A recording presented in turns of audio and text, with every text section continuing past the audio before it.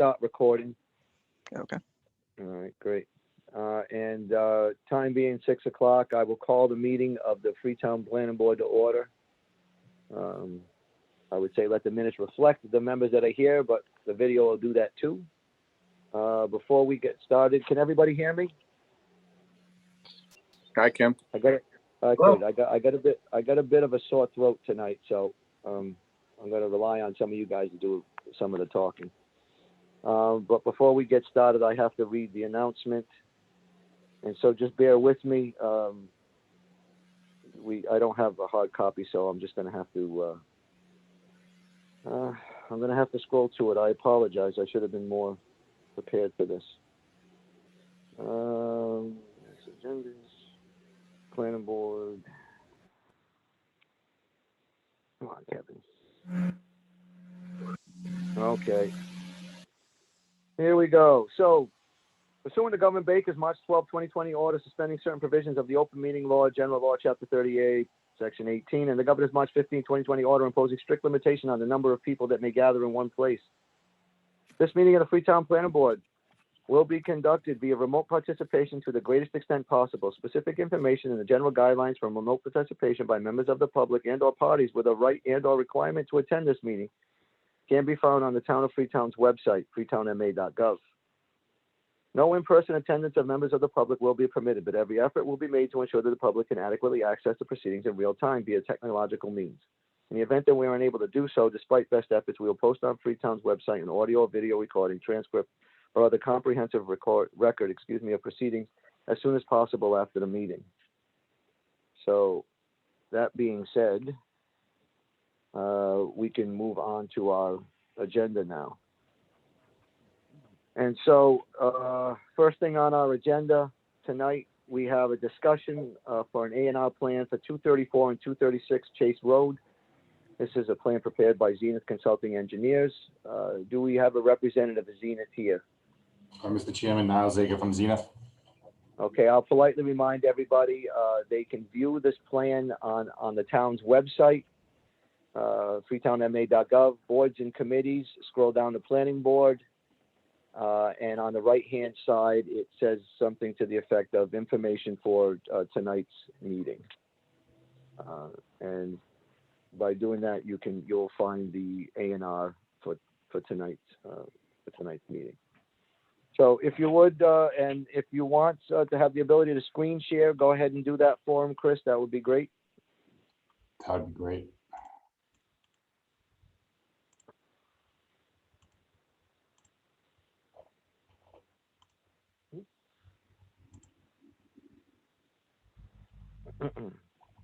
All right, everyone can see. Great. Yeah, I've got mine pulled up. Okay. Great. Okay. So fairly simple. The current owner of 234 Chase Road, Joe Solis, asked us to provide him with this A&R plan, and essentially what he's looking to do is create.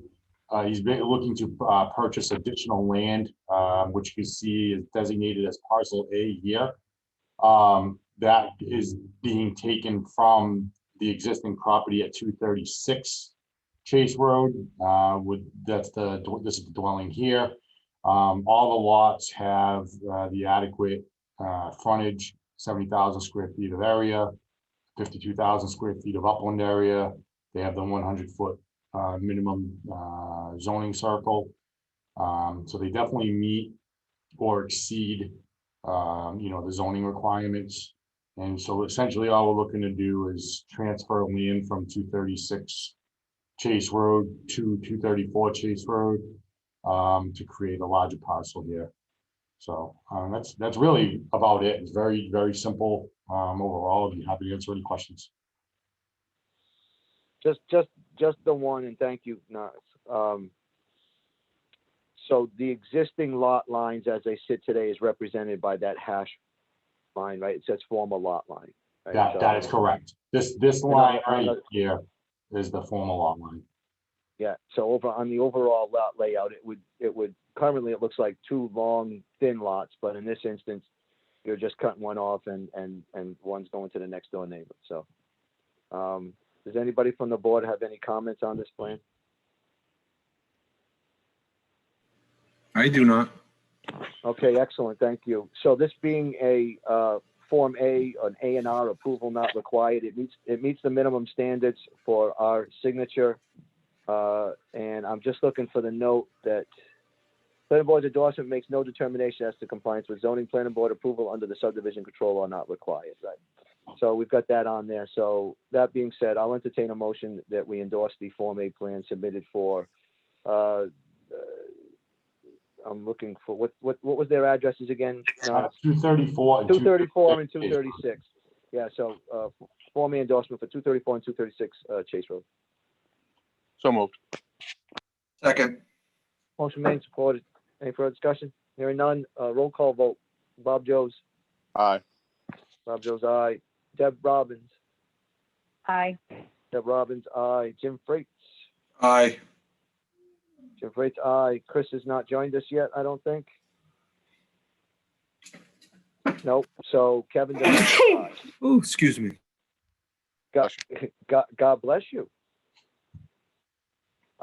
So now how this works is I can sign for the board. So when Chris gets back to town hall, we'll get that stuff taken care of, signed, and we have Mylars and everything already, right? Yes, sir. Yeah. All right. We'll get those signed, and then we'll let you know when you come pick them up. Thank you very much. Have a great night. All right. Have a great night. Thank you. Okay. Item number 2 on our agenda is for a Form A plan for Westgate Lane. This has been submitted on behalf of Mr. Westgate and Roger Westgate, that is. And this is submitted by Lighthouse Land Surveying. Do we have somebody from Lighthouse here tonight? Mr. Chairman, it's Evan Watson with W Engineering. I apologize, Evan. I didn't give you credit. Evan Watson from W Engineering is here to represent this plan. That was, in fact, it was drawn by Lighthouse, though. That's correct. Yeah, if you look at the address, we're actually in the same building. So they're downstairs, Excellent. I'm upstairs. So, yep. So There it you works go. out pretty well. Yeah, maybe not everybody knows Evan, but Evan is now on your own. He's That's gone. correct. That's correct, and he started his new engineering firm. So congratulations to you, Evan. Look forward to working with you in the future. So if you would, just make your presentation, please. Very good. For the record, Evan Watson from W Engineering, representing the applicant. If I could have the ability to share my screen, I can. Again, we have it on. So you cannot share your screen. Is that what you're saying? It's coming up right now. Yeah, he just enabled Okay, good, it. perfect. All right. Yeah, as long as Chris make sure we can do that. You can see things now. Just an overview. We're talking about Westgate Lane. It's just south of Chipaway Road off of Quantipoc Road. Roger Westgate Jr. actually lives in one of the end houses here, and his son, Roger Westgate III, would like to create a Form A lot to build a house for himself on Westgate Lane. Westgate Lane, it's a small road. It's a 20-foot wide way. And I can show you, this is an older plan drawn in, looks like 1941, which identifies this way here. So it existed prior to subdivision control, etc. And then we step through, we have another plan here done in 1992, which created a Form A off of this 20-foot wide way yet again. And then this is the plan that you have before you. Are you seeing? Did I share the right screen? Are you seeing what I'm seeing? Do you see the plan? Well, Yes. Okay, Yeah, okay. yes. Just checking, 'cause I have two screens. I wasn't sure if it was actually showing the plan or not. So here we show the existing way.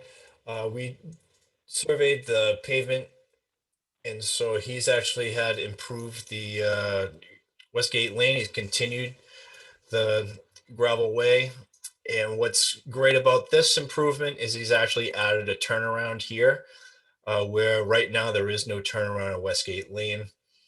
And so we've added a T-style turnaround, and we've added a turnaround easement, so that that if he did end up selling it, he doesn't intend to sell it. He wants to build his own house here. But if this would transfer ownership, that turnaround would remain. So we have a 50-foot deep by 55-foot or so wide access easement here.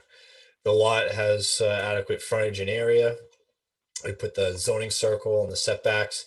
There were no observed wetlands on this site. There's a gravel pit here with some potential isolated wetlands in the back, but this is all nice and high and dry.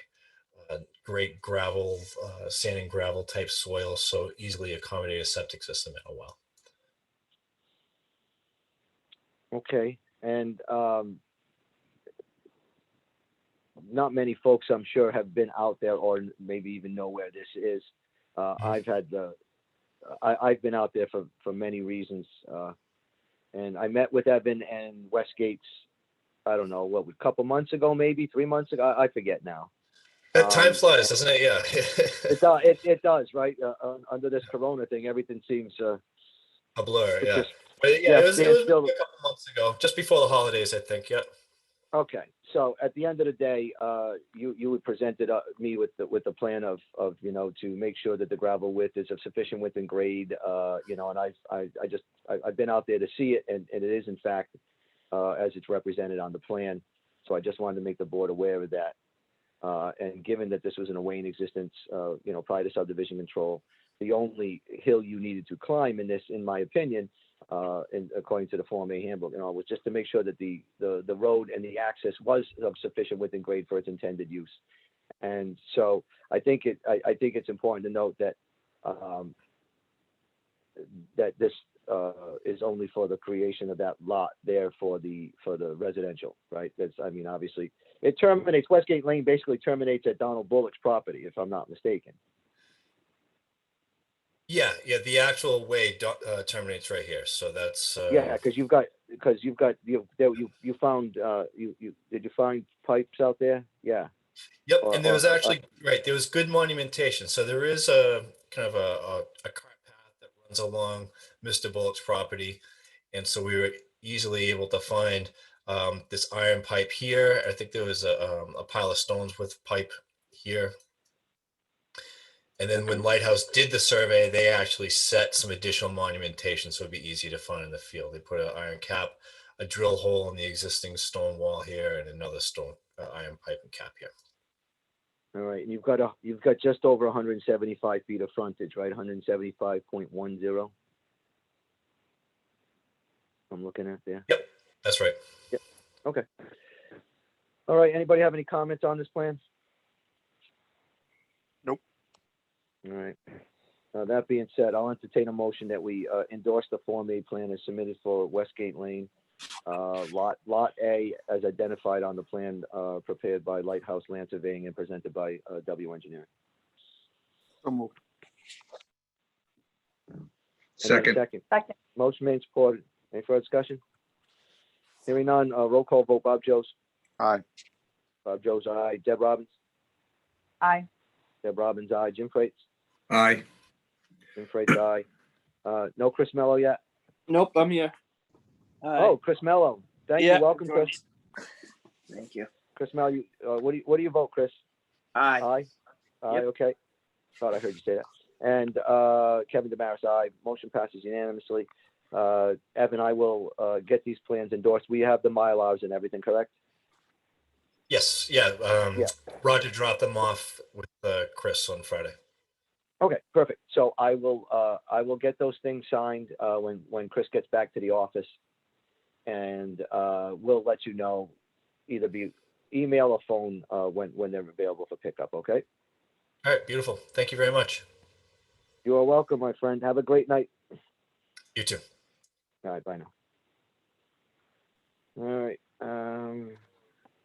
Next on our agenda, we have a continuation of a public hearing for an application from Danielle Oliveira. This is for a definitive subdivision entitled 1 Madesha Way. This is a public hearing that has already been open, so I will call it back to order. Chris, we've received, we understand that they are looking to continue tonight's meeting, correct? This is the instance where there is a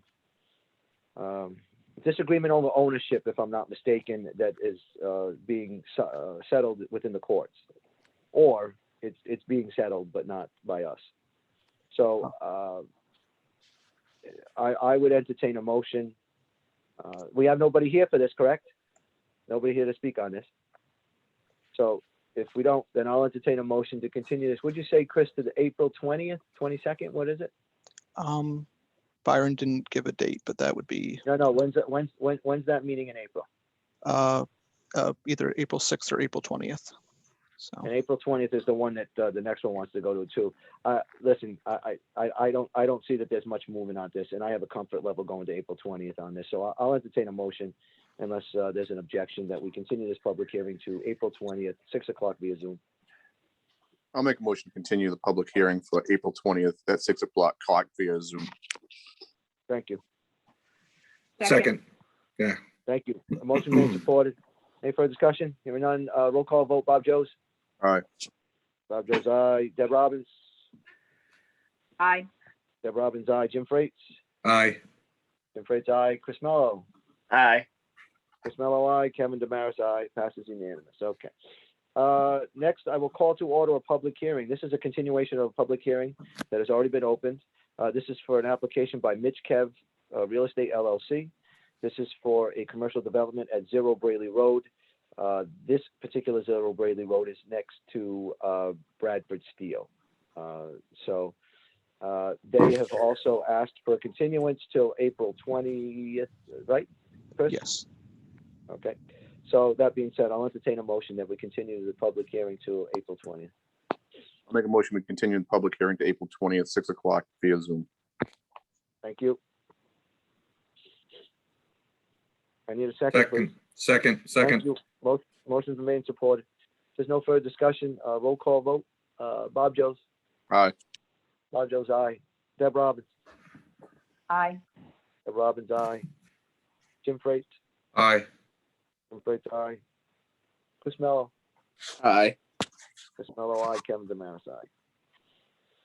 Okay, next we have a public hearing. This is a continuation of a previously opened public hearing. This is for an application by CBE North America, Inc. It's for a site plan review for a solar array proposed at 12 Forge Road in Freetown, Mass. So I will call that public hearing back to order. We have the applicant's representative here, do we not? Yes, Mr. Chairman, this is Ryan Young. Okay. I will remind folks that since the last planning board meeting, there's been some peer review that has been done, and I'm assuming we have peer review here too. Is Adam here? Yes, it's Adam Cran with Environmental Partners. Excellent, Adam. Thank you very much for joining us. There were some outstanding items that were addressed. Additionally, there were comments from other departments relative to, in particular, safety and of the intersection and proposed entrance and egress to the site. You should have all received the police chiefs and the highway surveyors comments. So I believe the applicant has information to present to us tonight relative to those comments. So that being said, this is a public hearing. For those interested parties, this is how it works. We've had the applicant to make a presentation or provide us with some information. We open it up for questions. Chris, I'm going to ask you nicely if you can see if anybody has raised their hand or hit the raised hand button. Just politely get my attention, state your name for the record, and you may ask the question through the board, but the applicant will be the one to answer them. And again, just a polite reminder, I think everybody understands this, but we are recording this meeting. So did I miss anything? No? Okay. So please make your presentation. Mr. Chairman, I would like to request permission to share my screen if that's okay. Absolutely. Just politely state your name for the record, please. This is Ryan Young with CVE North America. And while I Thank wait, you.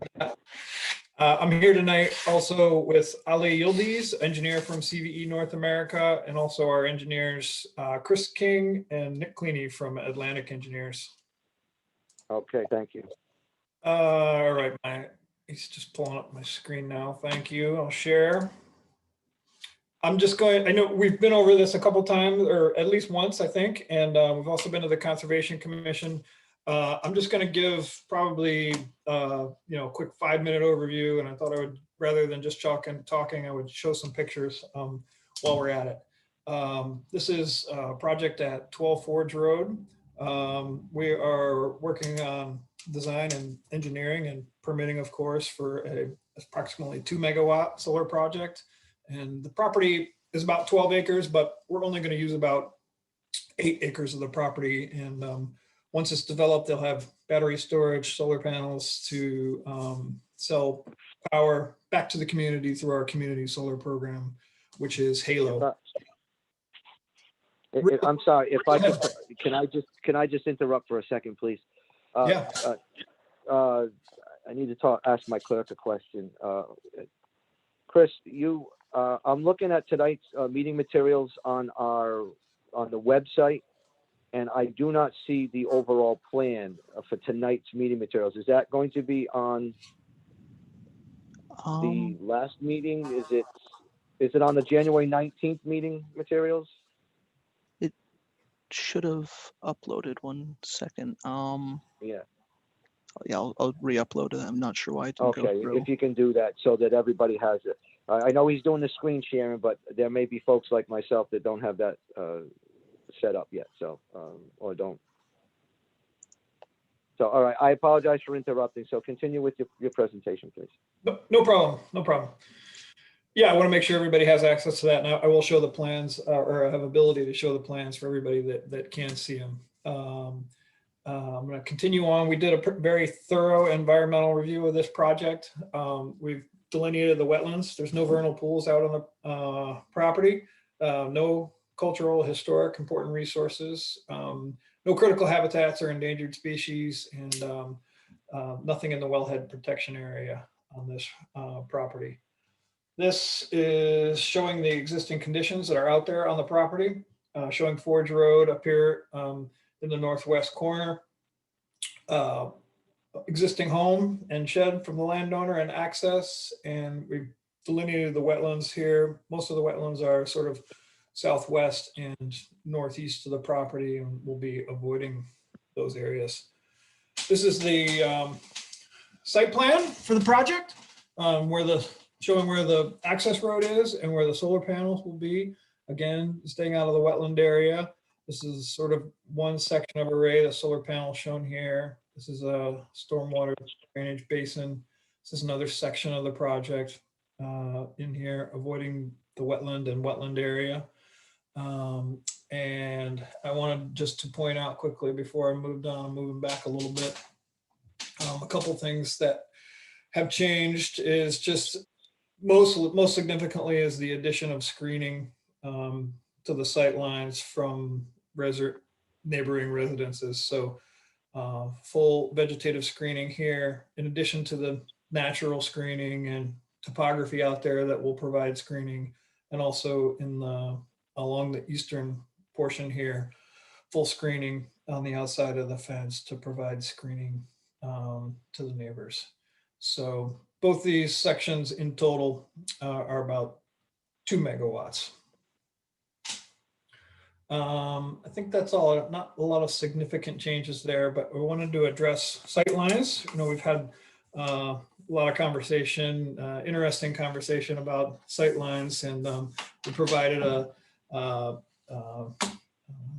approximation of for the vehicle route map here, of course, coming in and out of the property, and attached to the plans is also sort of a schematic showing the exit for the property, which is shown by these photos here. And just pointing out that as trucks are leaving the property, you couldn't get better sight lines. It's almost, it's better than sort of a four-way corner or 2 90-degree turns going either way, because as the truck pulls up, you're looking either northeast or off to the west, and you have great sight lines of everything coming on as you're turning onto there. So since our last meeting, we've had some back and forth with Chief Abbott. He's reviewed the plans, and just wanted to make a couple notes that he made some comments about idling. We've addressed those, and it's noted on the plan. We've also agreed to coordinate with police on deliveries and delivery times, and coordinate with school traffic and things like that. And we also agreed to adding some signage on the property noting deliveries. And just informally, I think you all know that construction on these projects takes a long time. But a lot of times it's just sort of pickup trucks and a couple different team members out there at the same time. Truck deliveries certainly aren't every day. We kind of did an analysis of another project of a similar size. And in total for the project, we'd be talking about maybe 20 or 30 trucks. And that would be over the course of 12 or 14 days in there, give or take. But really for deliveries, you're looking at the panels, the racking, the battery storage system, things like that. So it's a relatively condensed time. And we've also agreed to coordinate those deliveries with the police. And Chief Abbott, after his memo that was delivered to you and to us, he seemed to be, he was okay with the revisions that we've made, and pass the ball to you.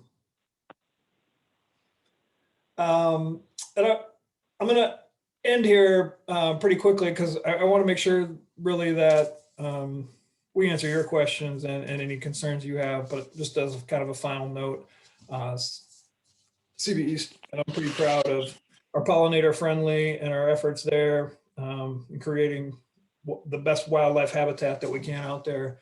We're going to make a nice, beautiful site, plant it with really important flowering species that bloom throughout the growing season for butterflies, birds, bees, and small mammals. So it'll be a nice site. I know there was a lot of questions about how that would impact stormwater. I think we have addressed those with the town's engineer, EPG, but want to turn it over to your questions on that and anything else.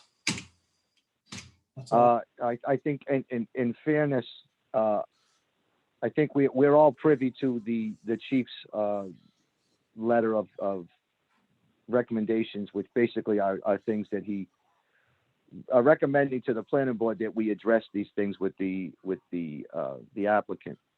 I do have to. I just need to point out that several times you mentioned how you're going to coordinate all this with the police department, and that I can appreciate that. And by coordinate, I need you to clarify. That means you're going to, you'd have to contact them for details if that's the case.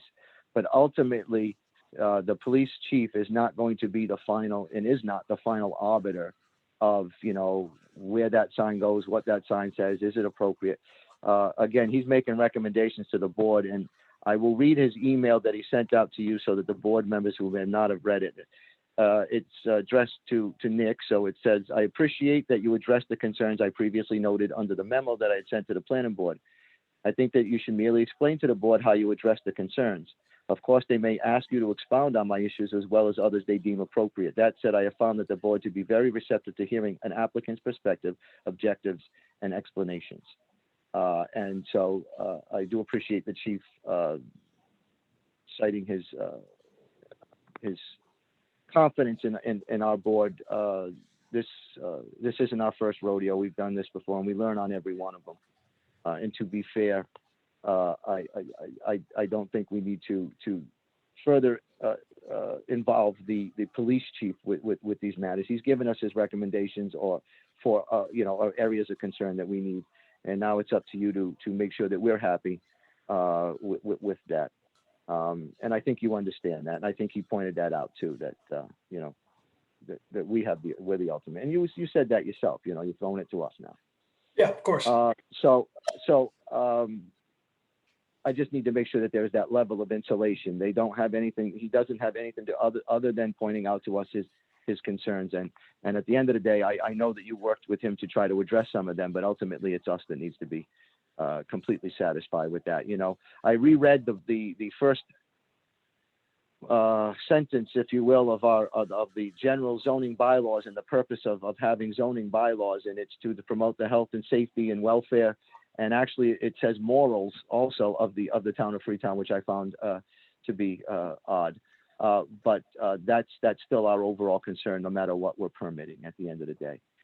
You were claiming, and then you were pointing out, and again, I don't have the luxury of having screen sharing. So I'm wondering, what plan were you pointing to when you were specifically talking about sight lines? Because I clicked on the sight lines, and what I got was the actual sight lines from a budding property, and not the information that you're talking about. So Nils, have you put the plan on the website yet? Yes, it should be there. You might have to refresh. Yeah, I'll Kevin, it's the first one. It's the very okay, top thank one. you. I got it now. Thank you very much. Thank you very much. So I don't know. It doesn't. I'm trying to find a blow up of that that intersection, if you will, so you can talk more specifically about that. Yes, sheet 9, the last. Sheet 9. Okay. I apologize, but this is No worries. this is the world we're in right now. So, okay, I see sheet 8 of 9, and now sheet 9. Thank you. Okay. All right. So, if you want, are you looking for questions now? Is that where you're at? Yes, we're passing it to the board to find out, what your questions are. Okay. Well, I in fairness, I've already had a conversation with the applicants today, you know, relative to meeting time and how this was going to go, and what information that they had and all, and as I often do as chairman, to make sure that we have a productive meeting. And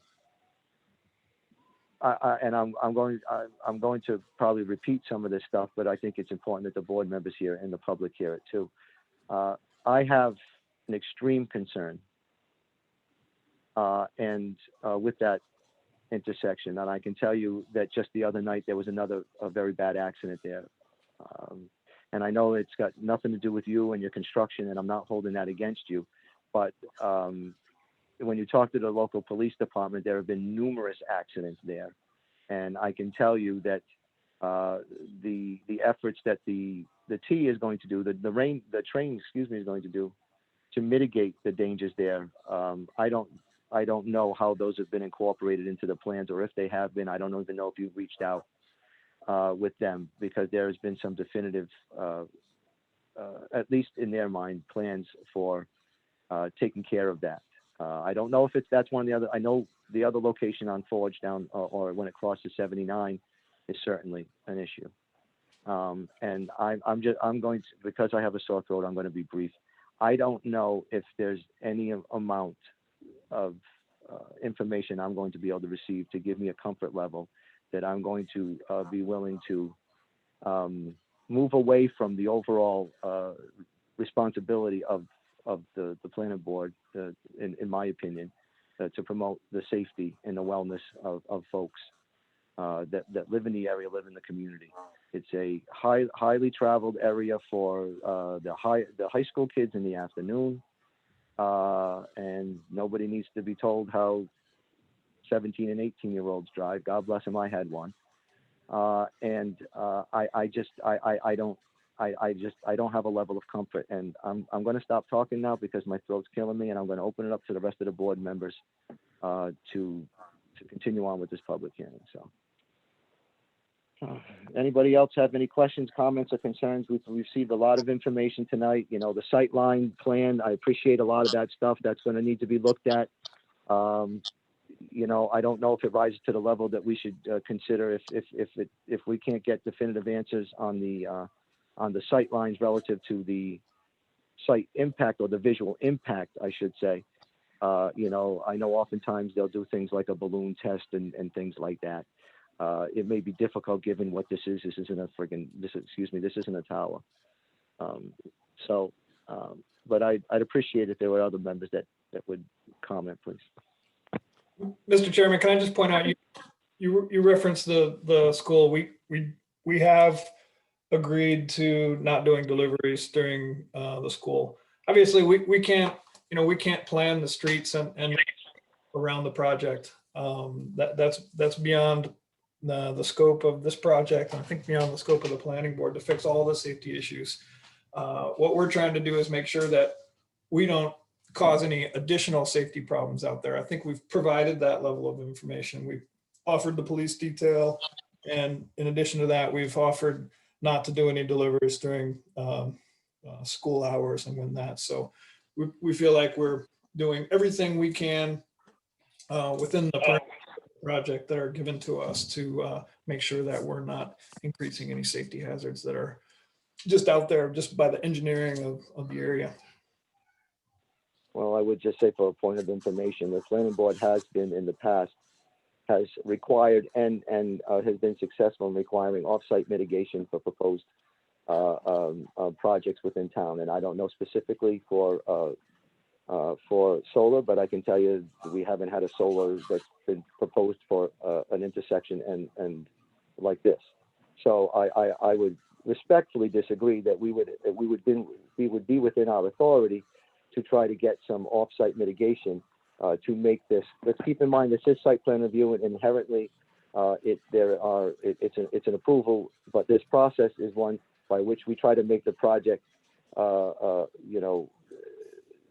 least amount of impact within the community. So I can appreciate, you're right. We cannot ask you to solve all the woes of that intersection.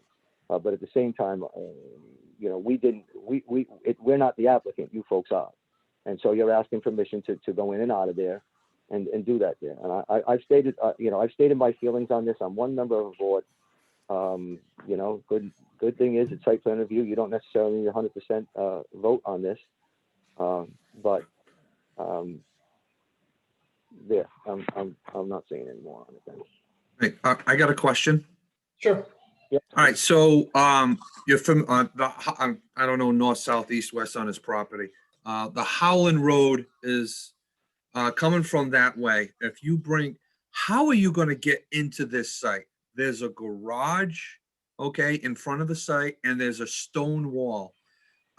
If you were coming from the Howland Road entrance and were taking a left to get into that property, I can't see you being able to get into that property without pulling in, backing out, and bringing that trailer back into that property. If it was a tractor trailer, I see you showing that, but I can't see that tractor trailer coming down that road and coming in to the left to get into that property without you being able to knock down. I mean, somebody else who's got a little more trucking experience than I do. I can't see you getting in there.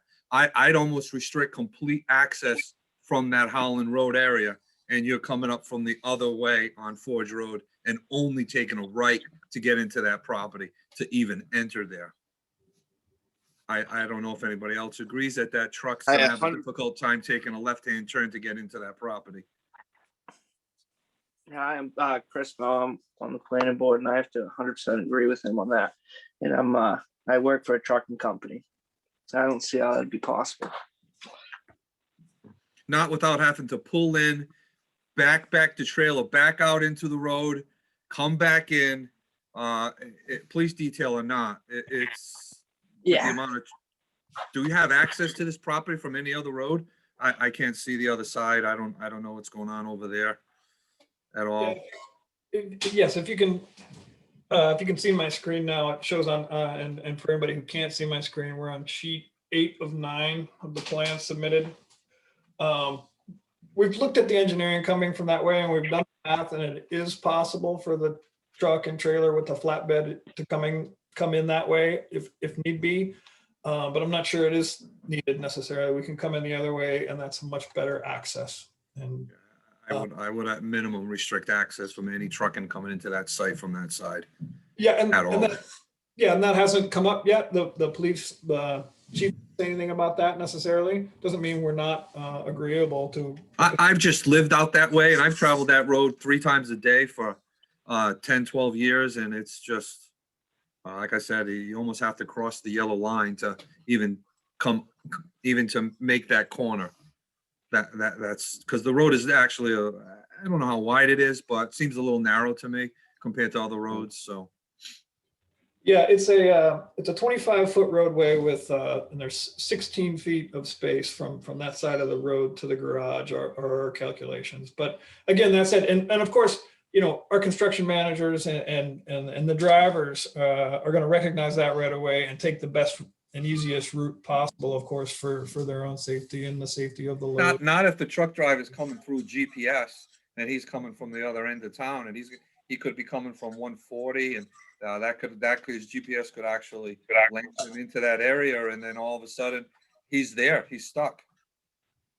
Yeah, and that's what we get, and that's why I'm saying that's why we work with specific and dedicated partners. It's a low volume overall of the project. Our construction managers handle all that, and if you wanted to condition the project on loads and deliveries coming in from the west, that's fine.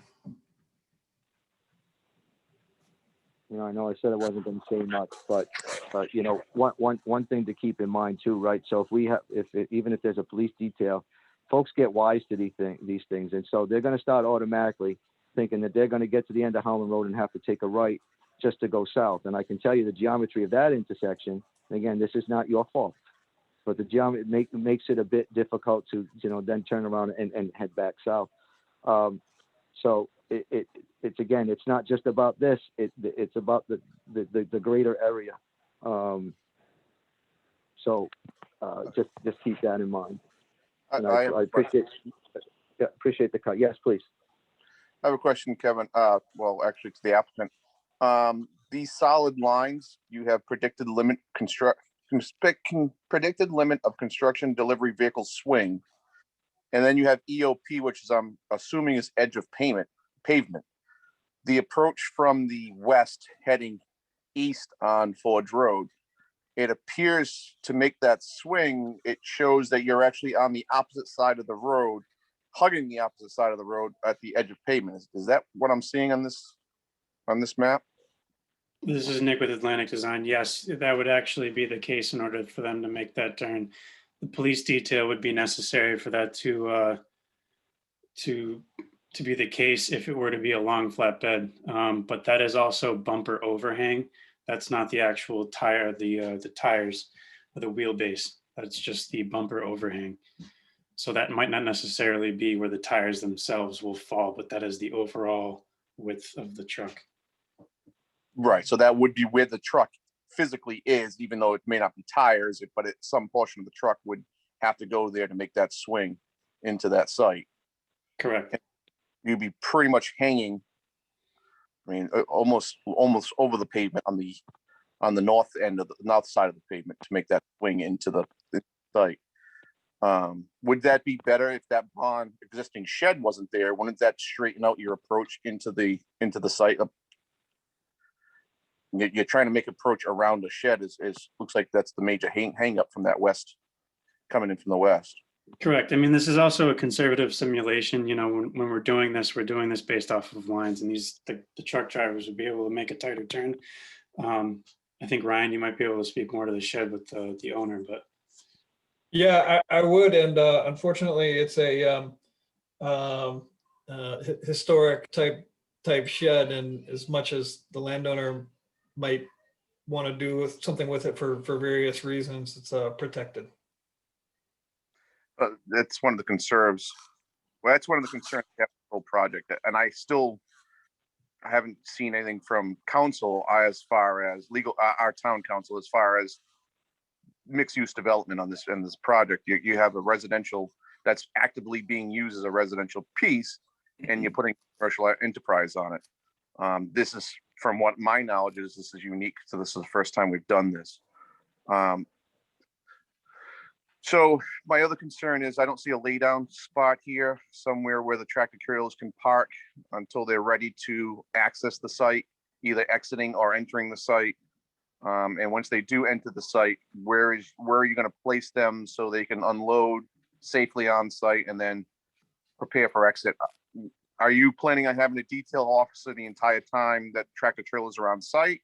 or are you planning on, and it might be multiple, because you might have to have one on the eastern approach to stop everybody from coming that way, and one on the western approach from stopping anybody, so no traffic comes flying around the corner and hits a truck head on. Yes, anytime there's a tractor trailer on site, we'll have traffic detail. In relation to commercial use, it's probably not the most common configuration. As you said, as I understand, it's probably this sounds like it's the first time that Freetown has dealt with this. Although it's very common in Massachusetts and in other towns. And our legal counsel has reviewed it. There's no issue in terms of creating a subdivision or needing a subdivision to have a permitted use on one part of a property and a residential use on another part of the property. Mr. Chairman? Yes. Yes.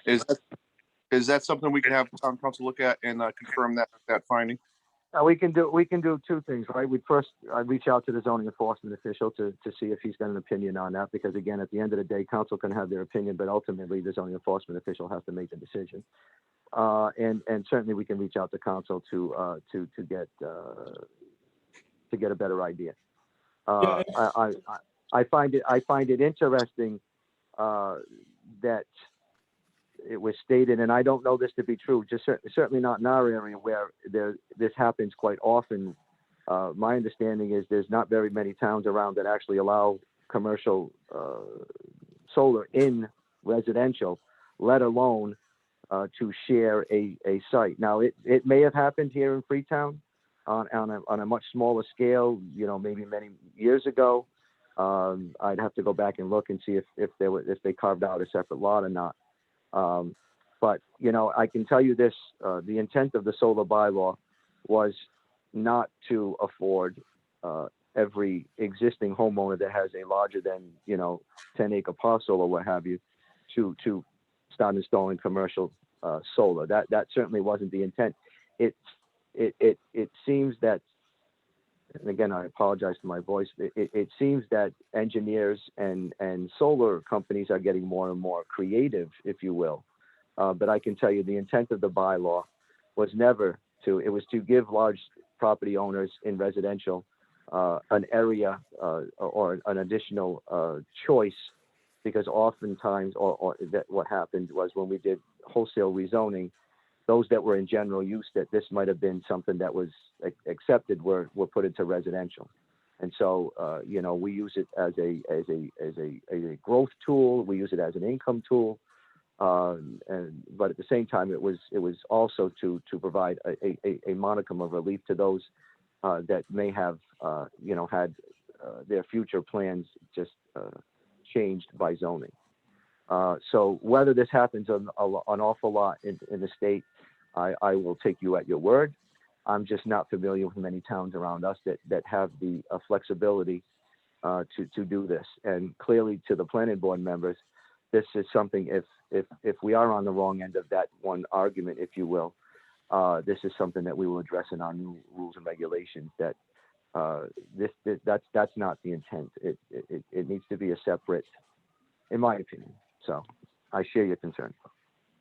I echo that too, Kev. I think that the mixed use, exactly what Rob said, is something that I need to understand, and if it's something that's allowable for us.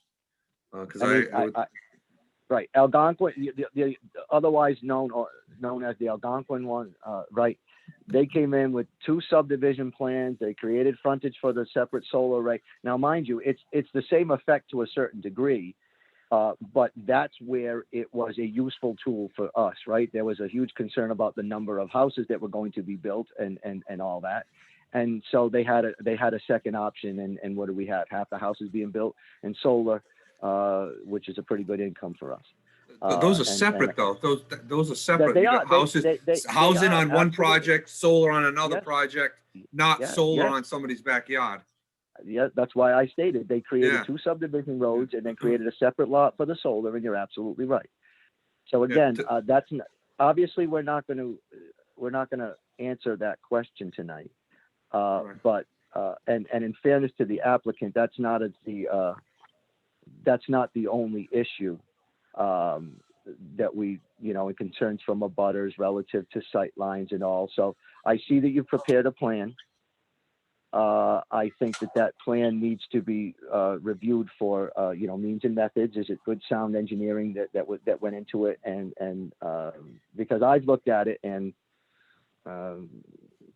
I'm not the brightest bulb around, but it's given me a little bit of angst just trying to decipher what exactly this means. I'm just Sure. not clear which plan you're talking about needs to be reviewed. Okay, we had asked some questions relative to, or neighbors had brought up concerns because this is going to be located on a hill. You provided us with a site plan.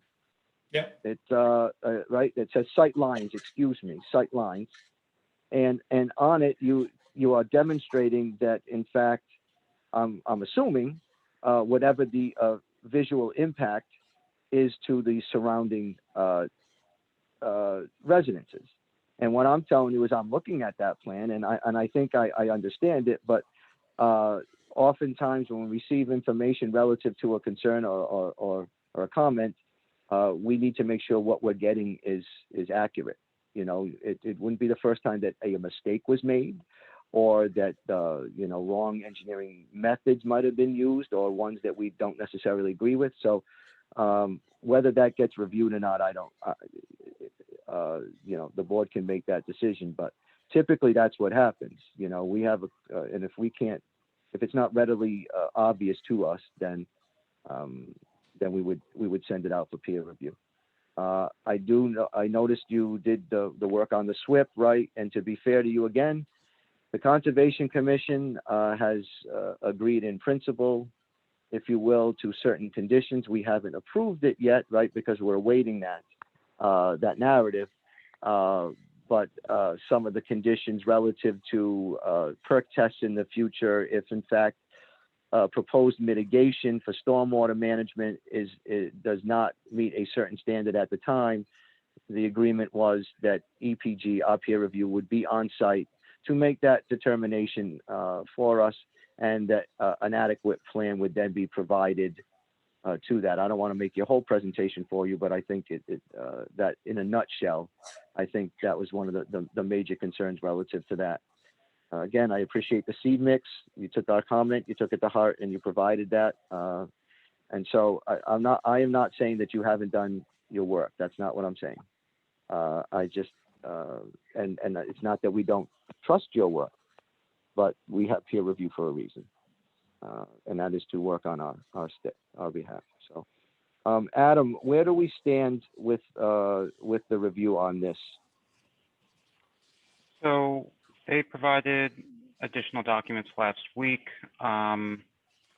We had the Concom meeting, and then we've got this meeting. We have not been authorized to do additional review of what they provided, as it looks like, at least from the peer review end, a lot of the comments are relatively close, so it wasn't clear if things would be resolved in a meeting or if additional review was required. Sure. I think in one of the reviews you had concerns about the existing roadways, intersection, site driveway to accommodate construction during this. You suggest the applicant provide additional information about construction traffic impacts, and they've done that. And so it says, and I want to know, you have not seen this turning plan, this entrance and egress plan, have you? Is that the one that you commented on, where you said the applicant provided truck templates for entering from each direction, but the templates show a crossover into opposite side. The road has a sharp curve. Please detail and construction signs will be necessary to warn oncoming traffic when a truck is entering site. Yeah, okay. All right. So where this stands, and just so I'll put it in layman's terms, we had in the past, we had just given everything to EPG and said, review everything. And oftentimes they were reviewing stuff that was unnecessary under our site plan review bylaw, which is why we're trying to create one specifically for solar. And so a lot of money and time was being spent needlessly. But so we started off, all our reviews are done with stormwater management in mind. And then based on comments and rebuttal from the applicant, we would then decide if it needs further review. So I think is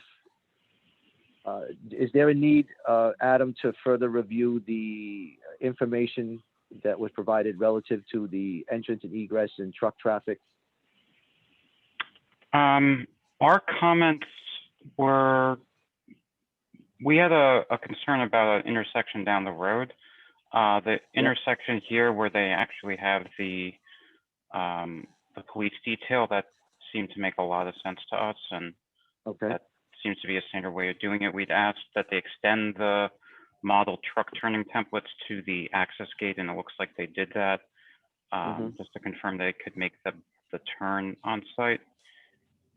So in terms of the truck turning at the intersection of Forge Road and 12 Forge Road, I think that would be resolved. There's the intersection to the west. If trucks were leaving the site in that direction, we just had some questions about sighting there, like for the addition of truck traffic. I could pull up like a Google Earth thing and show you if you wanted. Oh, well, yeah. I mean, if you'd like to in the interim, and I can come back to you on that if you'd like. So at the end of the day, I'm curious if the board has had a chance to look at the sight lines and thinks that may need to be looked at by EPG. And again, the sight lines, I'm talking about the visual impact plan that was provided that gives elevations and I guess more detail of what's out there and what can be seen. Does everybody know the plan I'm talking about? You've seen it. Excuse me. So I've been going through the plans as we've been going along here. Yep, that's fine. That's fine.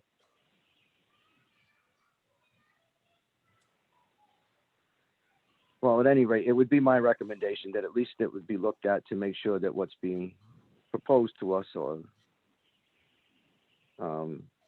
is accurate, right? All right. You have anything else to add from the applicant side, please?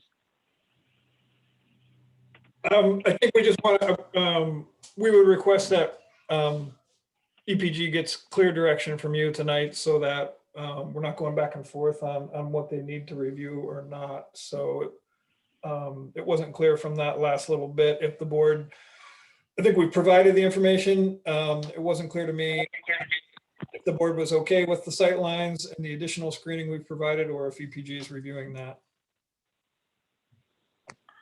Kevin, I prefer if EPG reviewed the sight lines as provided. Okay, I appreciate that. Thank you.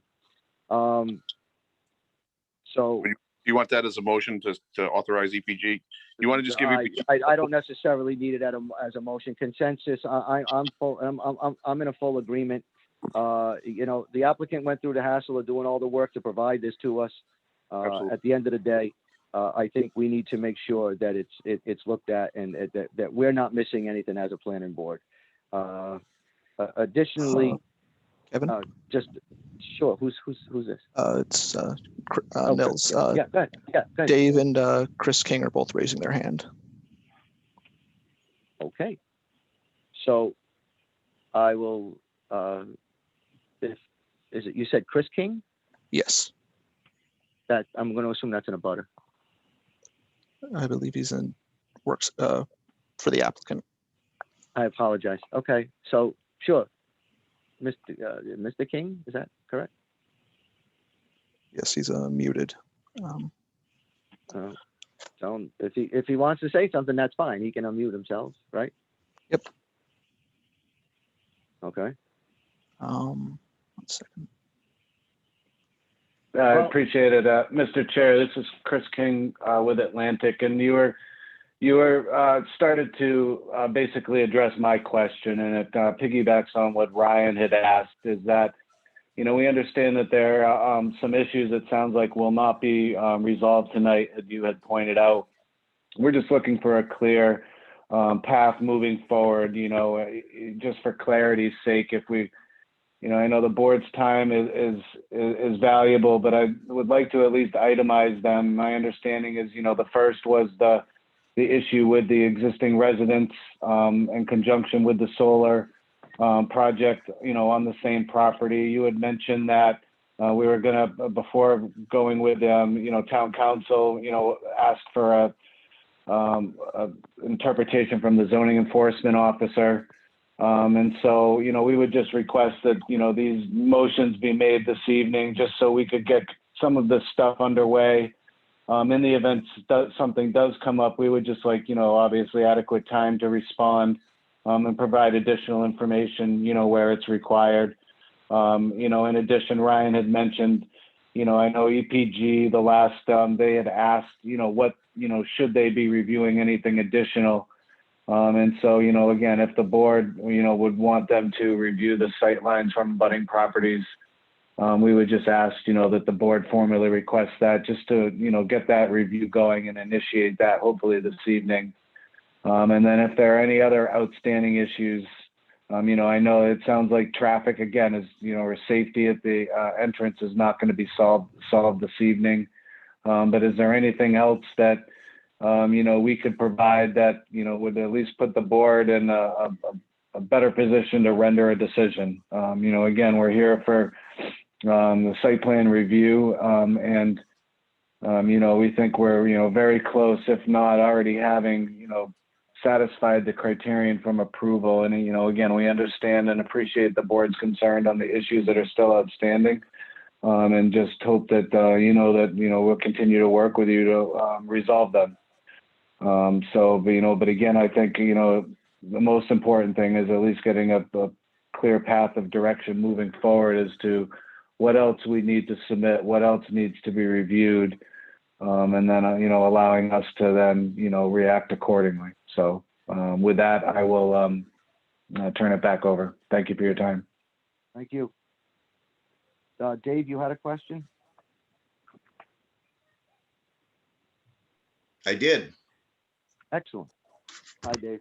Has the Dave Cross, I'm the associate member here. So you don't have to persuade me to vote because I can't vote. So has the MBTA discussed taking any land by eminent domain for like signal, train crossing guardrails or anything like that that would further compromise that intersection?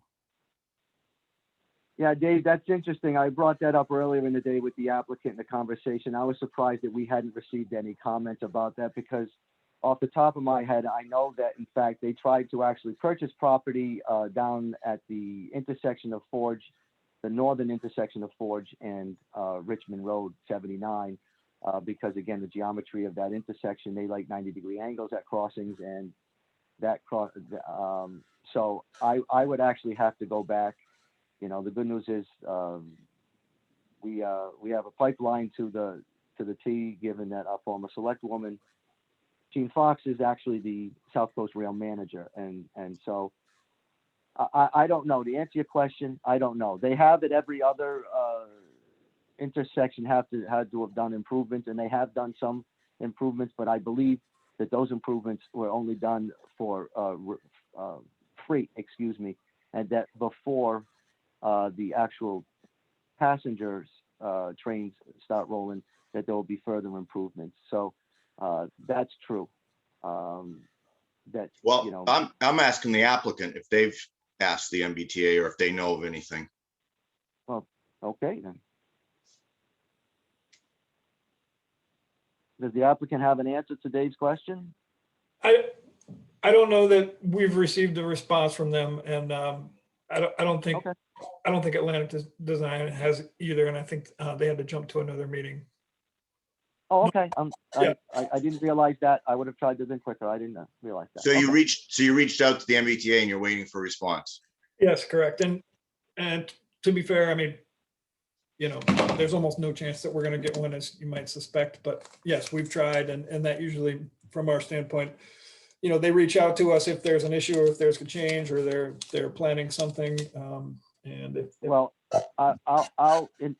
again, in the spirit of fairness for everybody, I will, if it's not my office, I will reach out to to Gene Fox myself and ask that they, if they are going to comment, if they could expedite the comment, whatever it is, just expedite it so that we can move forward. Yeah, I have no problem doing that, and I can appreciate Mr. King's position, and in fairness, and we try to do that. Come up with a comprehensive list. But I hope that everybody can appreciate the planning board's position. Oftentimes when new information is provided to us, it may bring up another issue, And so I'm trying to go through the information that I have, and I'm just wondering, do we have a lighting plan for the actual structures that may be there? And do we have any information relative to sound mitigation? I understand its proximity to the railroad tracks, and I understand how far it is away from homes. But I can tell you this, that in previous approvals and very early on in the public hearing process, the applicant folks like to point out that, we've approved a lot of these things and similar around town. So I have the luxury of going back to that and saying we have. And in one or two instances, what we found is that we might have been a little remiss in not ensuring that sound mitigation took place. And so, please, that'd be great. Thank you. Yeah, I can address that. Light is easier than sound because there won't be any light. We're not proposing any light out there at night. The project will be dark. And sound, we've provided a sound attenuation plan. You'll find it in the packet. I think it was pretty thorough. And I really appreciate the board's attention to it. I know there's been other projects in town and indeed in South Coast and South Shore that have solar projects that are giving the rest of us a bad name by creating some sound. We make sure that the way the inverters and the way this battery storage is wired or the type of storage that it is, there will be almost no sound out there. The sound attenuation study says 19 decibels or less at the property lines, at the closest property line. So that's like a library type setting. And the storage containers and inverters are centrally located in the property. So we're confident both about the information that we provided and that you'll be happy with that. And in some cases, we've even put a condition in a special permit or site plan review that says it's subject to review and state law, because we want to be a great neighbor out there. We don't want our neighbors complaining. One of the best things about solar, besides that, solar creates a condition where a landowner doesn't have to develop 10 or 12 or 20 houses. We're also a quiet neighbor. So I know that's important for CVE. I know one or two people that might argue with you. About what? And I don't mean to laugh at it. And you're right. And you've gone out of your way to provide that information. And again, when I look at it and I see things like formulas, L2 equals 57 minus 20, that's above my pay grade, right? And so what we've done, and I appreciate you even offering that, things like that should be reviewed and subject to state law, if you will. I think you mean maybe DEP guidelines relative to noise. I think, which is pretty, and Bob Joes is going to know a lot more about this than I do. But it's a 10 decibel over ambient noise. So while I appreciate 19 decibels is not a lot, and Adam, you can correct me if I'm wrong. It is if the ambient noise is 0. Now I'm using hyperbole, clearly. So maybe I can just ask you this. One of the issues that we had with this one facility, and eventually it was determined to meet the standard. So don't get me wrong. They had to follow through. They did a sound study. It was reviewed, and it was determined that in fact, yes, it is below the DEP standard. So to a certain degree, the planning board did their job. But at the end of the day, we have to balance comments like yours that it doesn't make any noise. You're not going to hear it. It's a library, a volume. We have to just make sure that that's the case. So, and so I would say this, that if you're looking for a more comprehensive list of stuff that we need reviewed, I think at minimum, the sightline information or the visual impact information. I think the sound attenuation analysis, again, you went through the hassle of doing it. We should at least give you the respect of looking at it with a critical eye and giving you credit if you've done a good job. So I think at least in my mind, those two things need to be provided now and reviewed if we're looking for a comprehensive list. And I think you did offer some additional information relative to traffic. I think because Adam's comment, that certainly would be something we want reviewed. Now you made the comment about no lights, and again, well, we're going to go back to prior experience. And so you're saying that those the structures or anything that's on site there will not have any kind of lights on the exterior of it, right? Yeah. The battery storage building will not have any lights. So somebody shows up for a maintenance issue at night, there won't be any exterior lights there. Yeah, it's a small 6x6, 6x8 container. The only sort of lighting has to do with like the in the computer panel. It's more like a cell phone, when you touch it. Yeah, that makes sense. Yep. What about the issue of the cycling of the HVAC system? That was another issue, and again, it required further dialing in on another. But I can tell you from personal experience, I went out there in the evening when it was quiet, and this structure, again, a bit bigger, admittedly not the same, but was making a noise that was discernible. Again, within the limits, but discernible.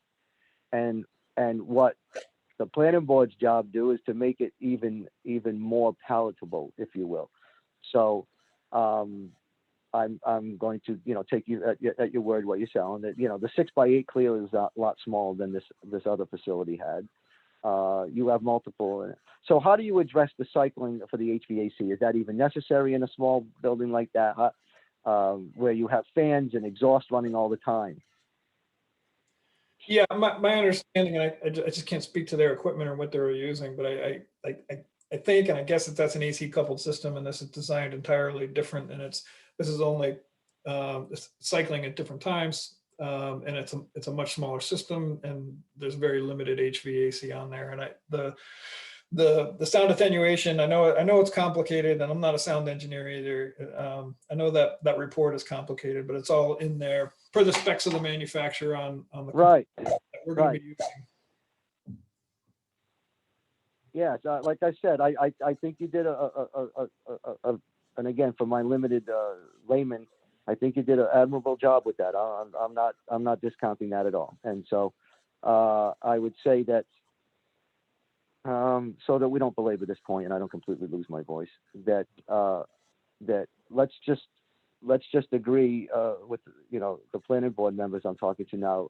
Let's try to agree on a more definitive list of what we would like EPG to review. In fairness to the applicant, again, reserving the right should any new information or a new concern be presented to the board. Again, this is a public hearing, so if somebody comes up and says, "Hey, by the way," and we've missed it, we reserve the right to have that looked at and/or for us to consider that information. But is everybody in agreement with me that those two items should be looked at again, I'm looking at, did they use the right engineering means and methods? Is the information on there accurate? And does it represent a true assessment of what's going to actually take place out there? Mr. Chairman, so we don't have a piecemeal approach, and I take Mr. King's comments to heart when he's saying, we don't want a scattered approach to this. Would it just be best to authorize EPG to do a full site review to our rules and regulations so they can pull everything out that they need to, and we can just address it all in one shot? yes, and since we have Adam on the call too, Adam, I think, and again, this is past, and Bob, thank you, past projects we've had this, you know, there are obvious things that don't need to be reviewed on, you know, under that. There's no building that, you know, that there's, and I don't want to go through that list, but it's obvious. But I think, yes, Bob, if and again, if the rest of the board feels that that would be, would make this issue go away once and for all, excuse me, then I'm all for it. So I'll react to any motion that's made. I'll make that as a motion to authorize EPG to do a full project review.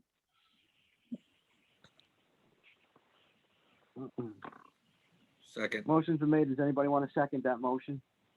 Second. Okay, motion's made and supported.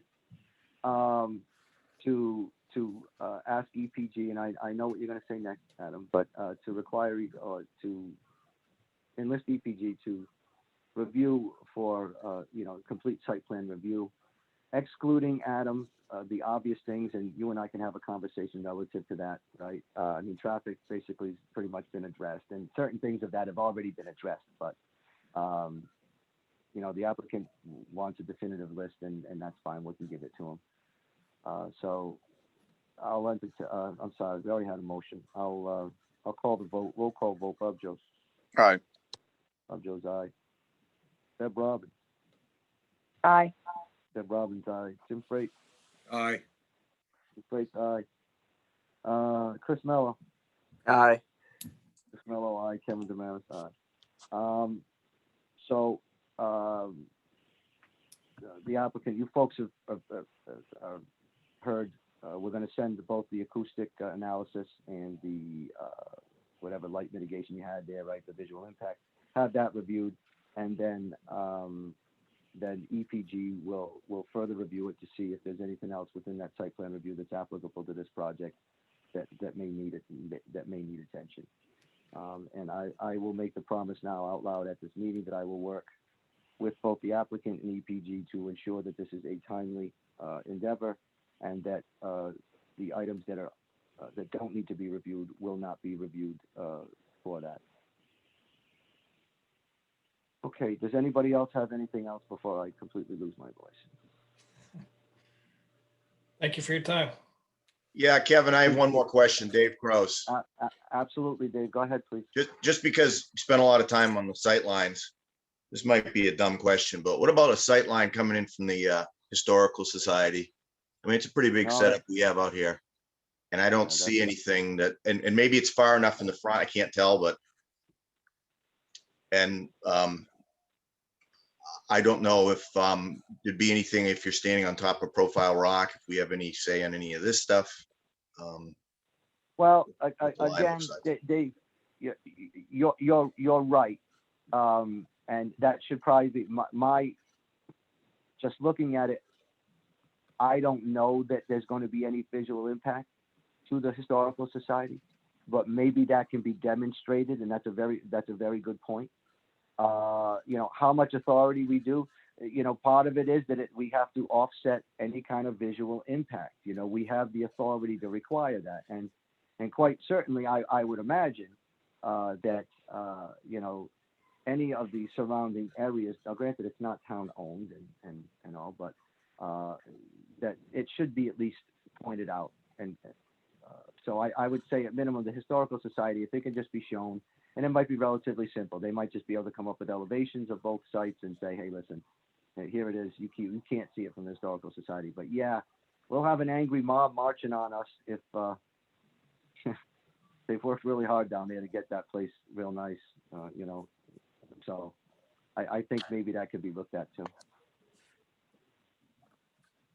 So, does anybody else have anything else to add? I'm sorry. Thank you, Dave. Very valuable comments there. That being said, if there's nothing else, when's our next meeting? Chris? The board has to decide, because you won't be Board here has to decide. next week, which would be the regularly scheduled second meeting.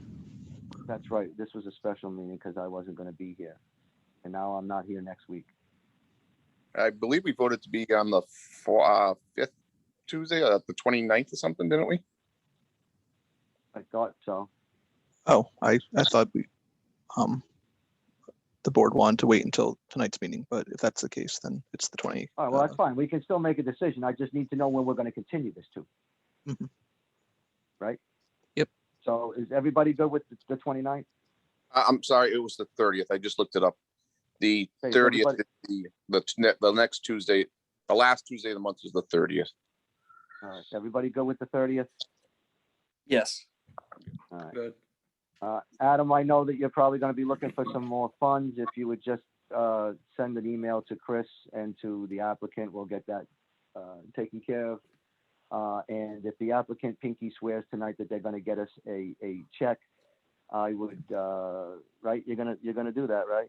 Yes, no problem. I think we've been good about paying You have been. as fast as we I'm trying can. to help you. Trying to help you out here. What I'm No, saying you are, is- yeah. No, you are. And I wanted to point out that we're good so we don't, a check doesn't delay the review, but yeah, Yeah, that's what I'm getting at. And if the board has a level of comfort that I do, I would ask Adam that you can go ahead and start that review. And I'm assuming that within the next several days, we will get a check from the applicant. And we can move forward to try to expedite as best we can. And Adam, I'm going to have to reach out to you tomorrow and talk to you about some of these things too, okay? Sounds good. Sounds good. Yeah, sounds good to you. Hopefully I have a voice.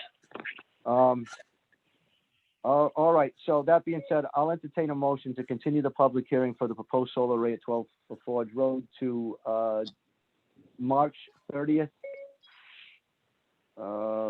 6 p.m. via Zoom. Yeah. I'll make that motion.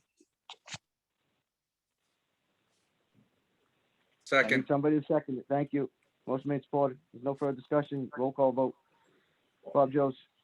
Aye. Bob Joes, aye. Debbie Robbins. Aye. Debbie Robbins, aye. Jim Freight. Aye. Jim Freight, aye. Chris Mello. Aye. Chris Mello, aye. Kevin Damaris, aye. Thank you, gentlemen. I appreciate it. We'll continue to work to try to get everything squared away so we can get to a position where we can vote on this. thanks a lot. Have a good evening. Yeah, you too. Now be safe. Bye-bye. Next on our agenda, number 6, we have a discussion on Birch Road bond reduction request. Chris had sent out the letter just prior to the meeting. So you should have it in your email.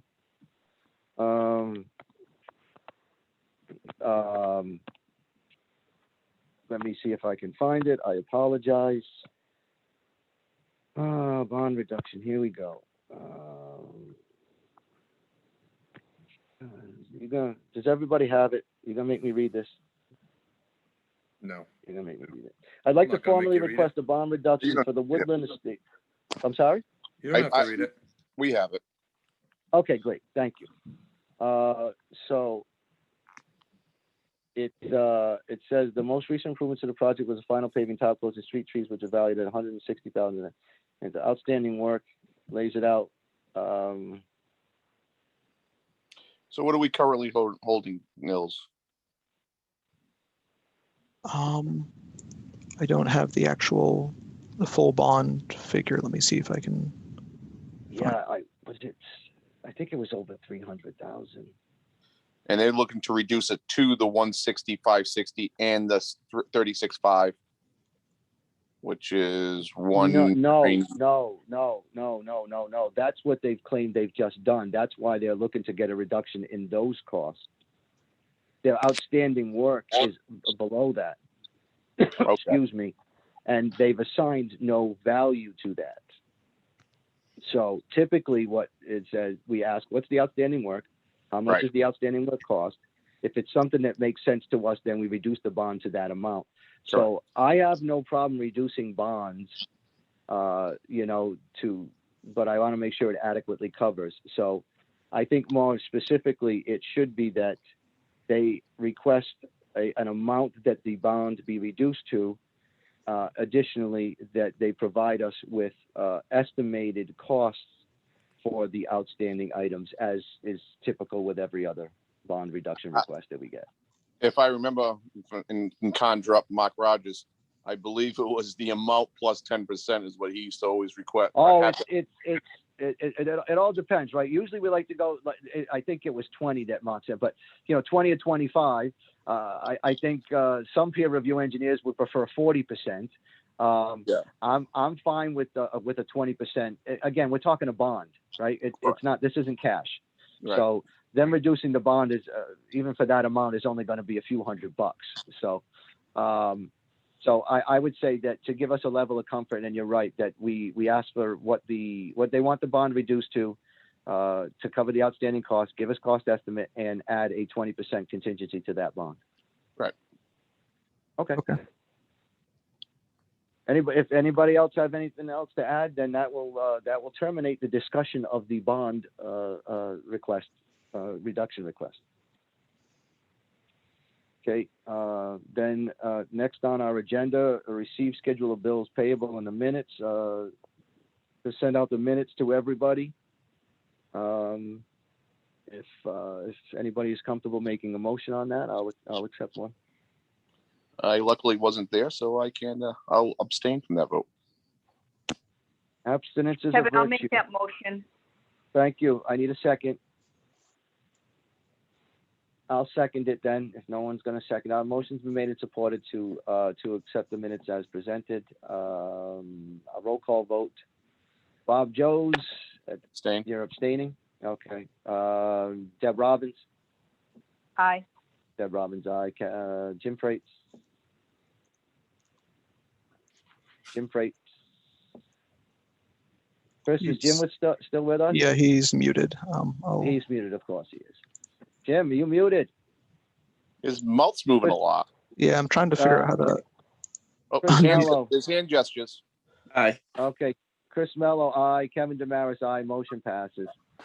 Does any other business to properly come before the board? I think he's trying to draw something. Yeah, of course he is. Oh, that's God bless him. I love him like a brother. That's just inappropriate. All right, now he's- I'll entertain a motion. If there's nothing else to properly come before the board and there's no one outstanding action need to be taken, then I'll entertain a motion to adjourn. So moved. Second. Thank you. Motion made for roll call vote. Bob Joes. Aye. Bob Joes, aye. Deb Robbins. Aye. Deb Robbins, aye. Jim Freites. Nope. Nope. Was that him saying no, or no, we don't have him? No, his screen just went blank, and now I think he's gone. Okay. Probably should have paid his electric bill. So Jim Freites is lost to the Twitter sphere or the internet. Chris Mello. Aye. Chris Mello, aye. Kevin Damaris, aye. Hey, thank you, everybody. Appreciate it. Dave, nice job tonight. Appreciate those questions. Hope you feel better, have a Kevin. great night, everybody. Be safe. Good night, Kevin. Hope you feel better. Thank you. Bye-bye. Bye. Bye.